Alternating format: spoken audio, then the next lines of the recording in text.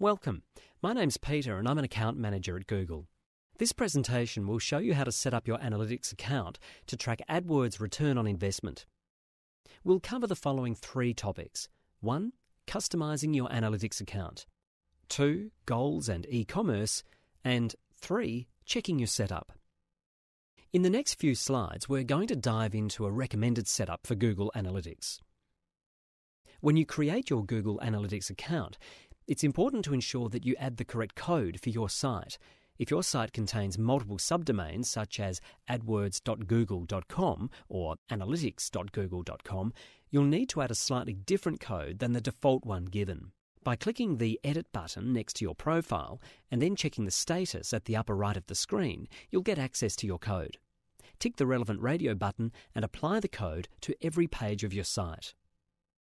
Using Google as an example, we wanted to split our tracking between our different products, but also contain one profile that can track all the products together, so that we can see how the Google site as a whole is performing. The setup on screen was achieved by creating one profile and duplicating it 3 times. To duplicate a profile, click the Add Website Profile link at the bottom of your existing profile list. On the new screen, select the second radio button as shown and choose the same domain that you used to create your first profile. You can find detailed steps outlined in the Analytics Help Center. Having duplicated your profiles, the next step is to ensure that they track the relevant data. Currently, all the profiles we've created share the same code and as such are tracking the same data.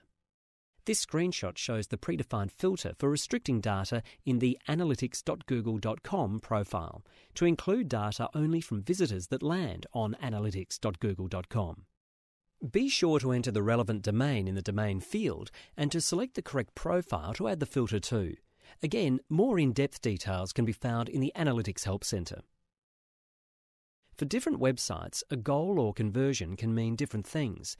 A conversion or a goal occurs when a visitor completes a defined action on your site that you consider to be valuable. This can be making a purchase, downloading a file, or requesting additional information. Each website should have one or more goals, and Google Analytics also allows you to track each type of goal. What's the benefit of adding a goal and/or e-commerce? In this screenshot, we can see how this is applied to the AdWords report in Analytics. We can see that this ad group has a good click-through rate, and Analytics confirms that we are making a return from the money we invest in it. Finally, in this last section, we'll cover a few of the issues some users of Google Analytics face.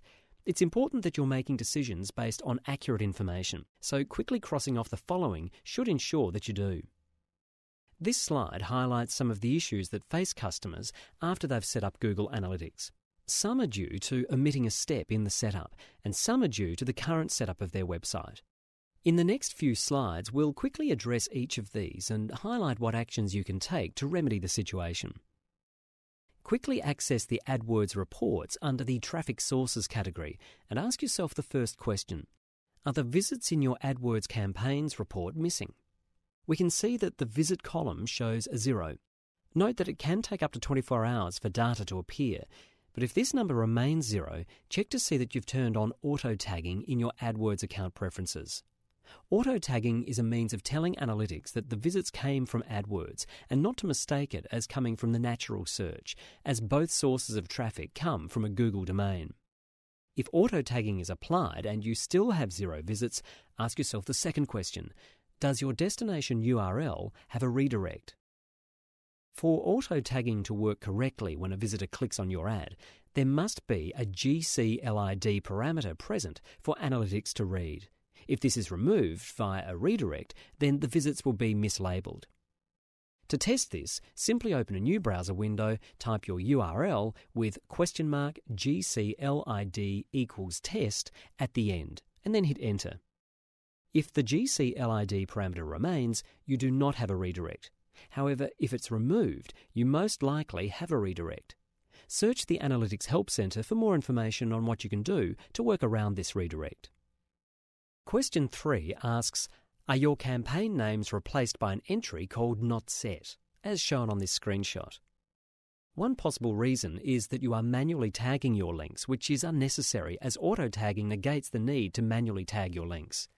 A second possible reason, and one that can affect question 4, are the clicks, impressions and CPC data missing from the AdWords campaign's report, is related to cost data. Click on the Edit button next to the profile in question and then edit the main website profile information to ensure that the cost source checkbox is ticked.